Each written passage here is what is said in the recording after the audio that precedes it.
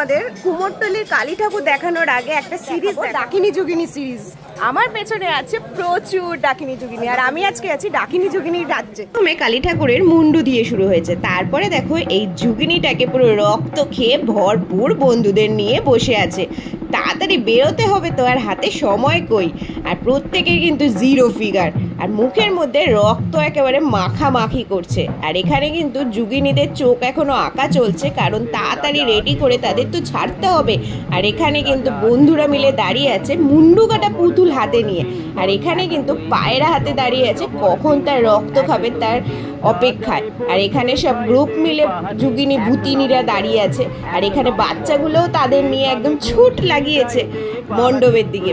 আর এখানে কিন্তু একটা যোগিনীর দেহ রং করা হচ্ছে, কমপ্লিট করা হচ্ছে যাকে বলে। আর এইখানে কিন্তু আধা কমপ্লিট হয়ে প্রত্যেকটা ভূত দাঁড়িয়ে আছে, আর এর মুখটা দেখো, একই মুখে দুটো মুখ, মানে অসাধারণ তাদের মানে দেখতে। আর এখানে দুই সখা সখী গল্প করছে, তাদেরকে আমি বেশিক্ষণ ডিস্টার্ব না করে পেছনে দেখো একটা গ্রুপ পুরো ডাকিনী যোগিনীদের গল্পের আসর তাদের জমে উঠেছে। আমি অবশ্য তাদের মাঝখানে গিয়ে একটুখানি বিরক্ত করেছি, তবে বিরক্ত না করলে এত সুন্দর ডাকিনী যোগিনী হয়তো আমি দেখতে পারতাম না, না তোমাদের সাথে শেয়ার করতে পারতাম। আর এরা আমাকে মুখ দেখাবে না, তাই মুখ ঢাকা। আর এই জিভটা দেখেছো, 1 হাত লম্বা।